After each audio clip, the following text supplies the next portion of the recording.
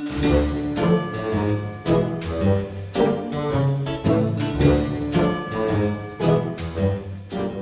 gang, welcome back to another video.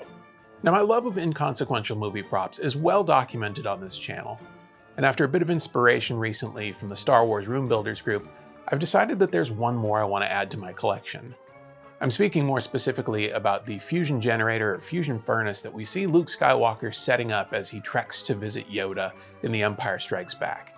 Now it only spends about 20 or 30 seconds on screen, but it's iconic, and I want one, so I'm going to build one. So let's get to it. The impetus for this build was a smart lamp I saw on Amazon that I thought would make a good base for this project. The size seemed like it would be both big and small enough to fit in my collection without overwhelming it, so I started to design my 3D model with its dimensions in mind. Now, before I get too deep into this build, I should mention that I've made these files available on my Etsy shop, and I'll leave a link to them as well as the lamp base in the video description should you want to build one of your own. Once I had finalized the design, it was time to print it out and get down to assembly. A lot of the parts were designed around 3mm MDF, so that I had the option to laser cut them to shorten the amount of 3D printing that I would need to do. But since I know most people don't have access to one, they can also be 3D printed if that's your preferred method. Now that I've got all the main pieces printed, it was time to start assembly. All of the pieces lock into one another and fit pretty snugly, so just a bit of CA glue is needed to put it all together. Hey Navi computer, let's run that time lapse.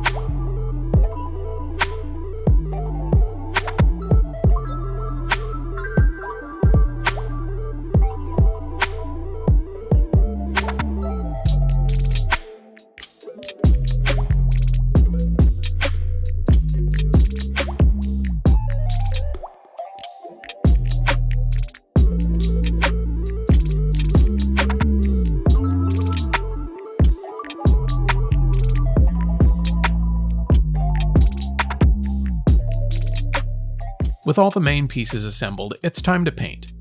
But because I was feeling a little lazy, I decided that I'd try using Plastidip to coat the parts rather than the traditional filler primer and a ton of sanding.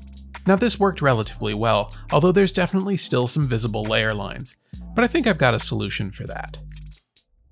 The base part of this build fits snugly around the lamp, so I masked off the inside edge to prevent it from becoming too tight of a fit. Plus, you won't see this in the finished piece, so there's no need for paint either.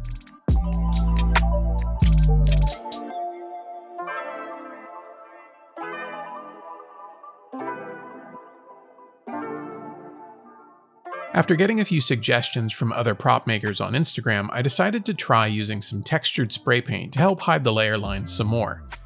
The fine texture paint I used didn't help much, so I switched over to some Super 77 spray adhesive and then painted the entire thing with a dark metal spray paint.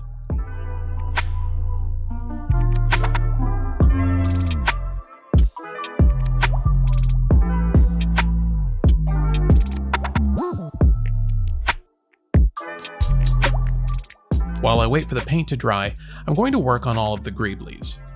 These were all printed in resin and base coated with a matte black spray paint before being airbrushed with some thinned down acrylic paint in an aluminum color. Then it was time to glue them all into place, which should give me plenty of time to think about how to paint this.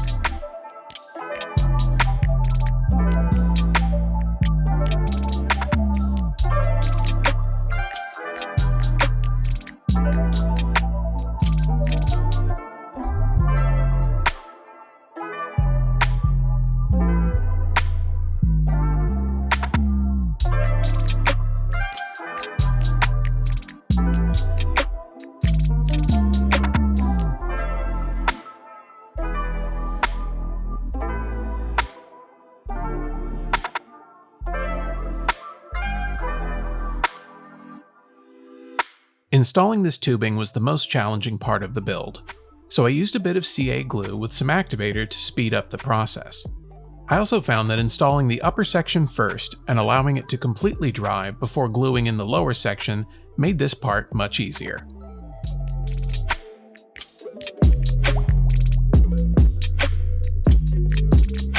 Because this prop isn't seen for very long and doesn't appear to have been included in any of the exhibits where good photos could be taken, there's not much known about its paint job. So I decided to make some assumptions based on the handful of still frames from the movie, as well as some amazing build logs that I read over on the replica prop forum. So with a bit of oil paint, I added in some grunge and grime until it looked like something I'd find in a rebel bunker, and then it was time for final assembly.